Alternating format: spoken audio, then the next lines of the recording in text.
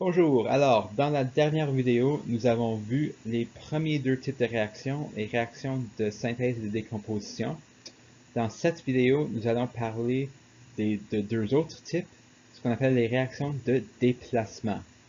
Alors l'objectif de cette vidéo, c'est que vous soyez capable d'identifier et de décrire les deux types de réactions de déplacement, donc le déplacement simple et le déplacement double. On va commencer avec la réaction du déplacement simple. Alors le déplacement, c'est quand on a un mouvement d'éléments, mais on n'a pas nécessairement quelque chose de réduction du montant de réactifs et de produits. Dans les réactions de déplacement, on a généralement deux réactifs et deux produits. Alors ici, on peut voir qu'il y a un déplacement entre le bleu et le vert. Alors au début de nos réactifs, on avait un élément qui est représenté par le bleu et un composé qui était représenté par le vert et le rouge. Ce qui se passe, c'est que le bleu et le vert vont échanger de place.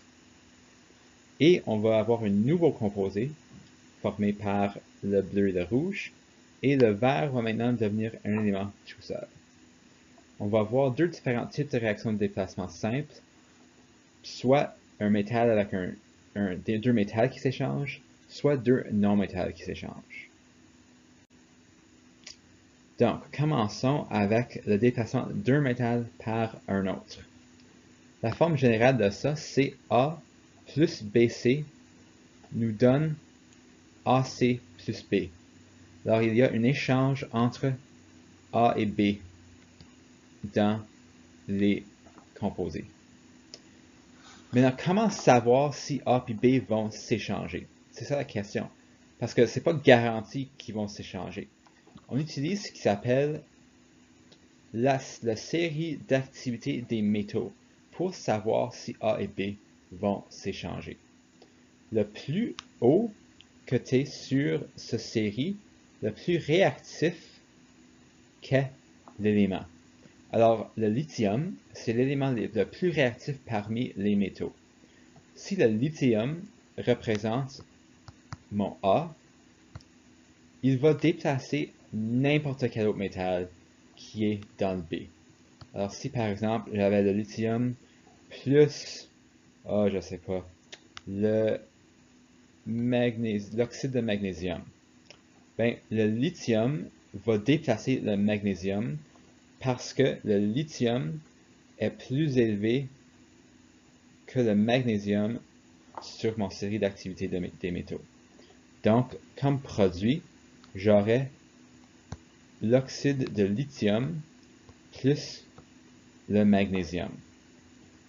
Et là, il faut que j'utilise ma connaissance des ions pour savoir que ce sera Li2O et non juste LiO. Parce que Li, comme ion, a une charge de plus 1 et l'oxygène a une charge de 2-. Alors ça devient Li2O. Prenons un autre exemple. Disons que j'ai le cuivre et, disons, on va prendre le lithium, l'oxyde de lithium. Est-ce que j'aurai une réaction? Dans ce cas-ci, non. Parce que le cuivre est sous le lithium sur la liste. Quand la partie A est sous ce qui représente la partie B, il n'y aura pas de réaction. Parce que le cuivre n'est pas assez puissant pour déplacer le lithium, il n'est pas assez réactif. Alors on peut voir que les choses qui sont en bas de la liste, comme l'or par exemple, ne va rien déplacer. Le lithium va tout déplacer, parce qu'il est en haut de la liste. C'est pour ça que l'argent, l'or et la platine, on ne les voit pas souvent en mélange avec des non-métals pour former des composés. L'or existe principalement comme produit pur et ça ne forme pas beaucoup de composés parce que presque n'importe quel autre métal va le déplacer si jamais il se rencontre. Alors l'or, principalement, existe tout seul, pas en composé. Alors, maintenant, nous venons de voir le déplacement d'un métal par un autre métal.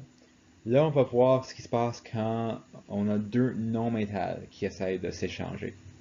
Alors, notre BC, c'est quand même généralement un composé ionique.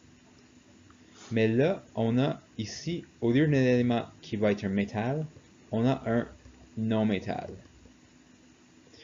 Donc, le A va s'échanger avec le C au lieu du B pour produire Ba plus C.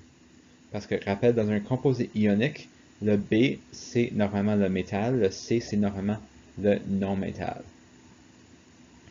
Alors, comment est-ce qu'on sait, encore une fois, si un déplacement va avoir lieu? Comment est-ce qu'on sait s'il y aura une réaction ou non? Ben, il y a aussi une série d'activités pour les non-métals. C'est plus court et on parle juste de ce qu'on dit les halogènes. C'est ceux du groupe 17.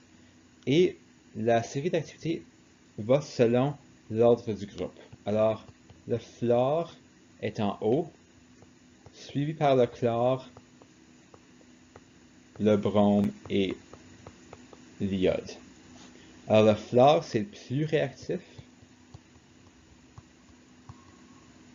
Et l'iode, c'est le moins réactif. Donc, tout comme pour nos métals, le fluor va faire déplacer le chlore, le brome ou l'iode. Le chrome, le chlore peut déplacer le brome ou l'iode, mais pas le fluor. Le brome peut déplacer l'iode, mais pas le chlore ou le fluor. L'iode peut rien déplacer. Donc, si on prend comme exemple la réaction entre le fluor et l'iodure de sodium, est-ce qu'il y aura une réaction? Oui, parce que le fluor est plus réactif que l'iode. Donc, le fluor et l'iode vont s'échanger. Et nos produits seront l'iode et le fluorure de sodium. Si on prend l'exemple inverse, là, on va prendre nos nouveaux produits, l'iode et le fluorure de sodium. Est-ce qu'il y aura une réaction? Non. Pas de réaction parce que l'iode est moins réactif que le fluor. Ok, alors nous venons de voir les réactions de déplacement simples. Les réactions de déplacement double sont semblables. Il y a quand même quelque chose qui bouge. Mais au lieu d'avoir un élément qui réagit avec un composé, nous avons maintenant deux composés qui se mélangent ensemble. Et il y a donc une chose qui s'échange avec l'autre chose. Un partie du composé qui va s'échanger avec une partie de l'autre composé. Alors ici, par exemple, nous avons l'orange et le rouge qui vont s'échanger pour former un nouveau composé bleu-rouge et un nouveau composé vert-orange. Alors, il y a une partie de chaque composé qui va s'échanger. Faisons un exemple, puis on va prendre l'exemple de votre manuel. On a le chlorure de sodium qui est aqueux et le nitrate d'argent qui est aussi aqueux. Qu'est-ce que ça va nous donner? Ben, d'une note avant de commencer. Premièrement, nos réactions de déplacement double pour le cours de dixième vont toujours avoir lieu entre deux réactifs qui sont aqueux. Et je ne vais pas vous demander de savoir l'état des produits. En 11e année, nous allons étudier en plus de détails les conditions qui doivent avoir lieu pour qu'une réaction de déplacement double ait lieu. On va voir quelles conditions sont nécessaires et quels produits vont être aqueux et quels produits vont être solides. Parce que dans les réactions de déplacement double, normalement, un produit est aqueux et on a ce qu'on appelle un précipité, qui est un produit solide en solution. Mais pour cette année, on va juste faire l'échange pour démontrer les produits.